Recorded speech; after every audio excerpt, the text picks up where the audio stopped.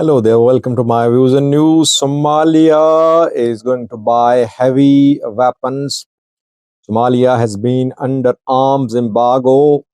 It remained under arms embargo for decades, but more than a month ago, the arms embargo was lifted. Who is going to supply Somalia with heavy weapons? Should Ethiopia be concerned? Details for you in this video. Secondly, Oromia region of Ethiopia, where public discussions are ongoing and regional presidents from other parts of Ethiopia are in Oromia. In 20 cities of the Oromia region, these public discussions are ongoing. We saw similar discussions in the Amhara region a few days ago. Thirdly, Fano fighters entered Ago Avi zone yesterday. They carried out an attack on a convoy of Ethiopian National Defense Force. Fano's attacks in Ago Avi zone are becoming almost on daily basis, or after every 2 to 3 days, we are seeing attacks by Fano fighters in Ago Avi zone of the Amhara region. Firstly, where Somalia is going to buy heavy weapons. It shouldn't be a surprise for anyone because Somalia remained under arms embargo for decades. It could not establish military. While it was faced with the threat of Al-Shabaab, it had no unified military. Rather, troops were being trained in UK, in Turkey, in Eritrea, in Egypt. Regional police was operating, and all these forces, tribal fighters, were trying to stop Al-Shabaab. And Somalia was put under arms embargo decades ago. But more than a month ago, UN Security Council lifted restrictions on Somalia. Now, Somalia can raise military, it can equip its military, it can buy weapons. And reportedly, talks have been held between Somalia and a Middle Eastern country. Somalia wants to buy heavy weapons, long-range weapons from this country. By the way, several countries are interested in selling weapons to Somalia. Why? Because obviously Somalia is their potential customer, and since Somalia will have to equip its military, it means that it will have to buy large amounts of arms from buyers. Somalia is not expected to buy weapons from Russia. Hassan Sheikh a few days ago criticized Russia. He compared Ethiopia-Somaliland MOU and Russia-Ukraine war. Hassan Sheikh is looking towards the Middle East. We know that this week Somalia signed an agreement with Turkey. Ministers from two countries met in Turkey. Details of this agreement have not been made public. What we have learned is that Somalia is going to buy heavy weapons from Turkey. Why? Because Turkey is Somalia's key ally. Turkey has a military base in Somalia. It trained Somalia's gorgor of soldiers. And Turkey has its naval assets deployed in and close to Somalia's maritime area. The Turkish naval assets were deployed years ago to protect passing cargo ships from attacks by pirates. So UAE has also been interested in selling weapons to Somalia, but these days UAE-Somalia relations are not very good, keeping in view that UAE is allegedly backing Ethiopia, which has signed MOU with Somaliland. That is why Somalia is in talks with Turkey to buy heavy weapons.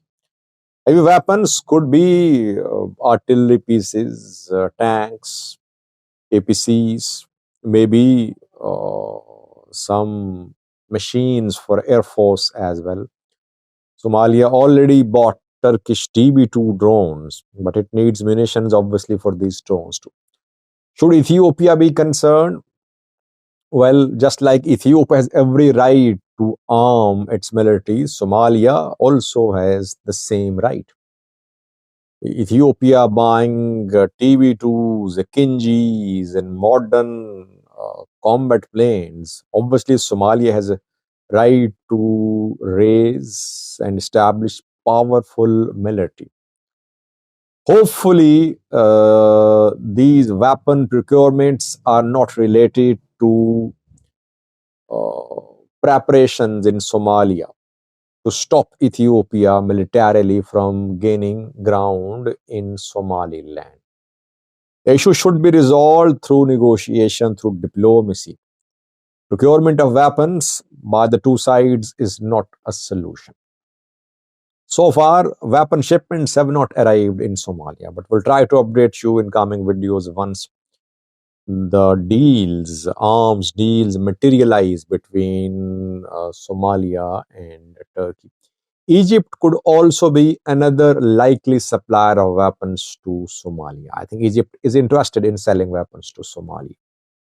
So we'll see in coming days which country is going to be main seller of arms to Somalia. Secondly, viewers, public discussions ongoing in the Oromia region of Ethiopia. Regional presidents from other parts of Ethiopia are in Oromia.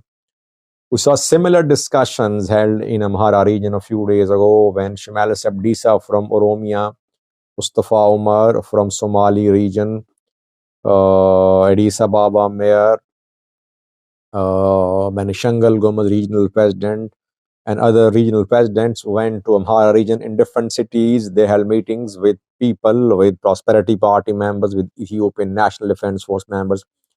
They criticized Fano groups there. They showed solidarity with Prosperity Party, with regional government, and they said they were with the people of the Amhara region. Now, similar discussions are ongoing in the Oromia region, reportedly. Araga Kabbede, Amhara regional president, is in Oromia. And regional presidents from other parts of Ethiopia are also in Oromia. By the way, when discussions were held in Amhara region, discussions were held in 15 cities of the Amhara region. And Fano fighters either did not have the intelligence about these meetings, they could not attack any of these meetings, or they were not capable of carrying out attacks. Now in Oromia, when all regional presidents are arriving, Ola is there, but will Ola attack these meetings? I don't think so. Maybe I think Ola and Fano don't want to spoil their relations with other regions, with other regional presidents, regional governments, and people in those regions. That is what deliberately I think Fano and Ola are avoiding attacks on representatives of other regions who have visited Amhara and who are now in the Oromia region. Thirdly, viewers, Ago Avi zone of the Amhara region, where Fano groups don't have widespread presence.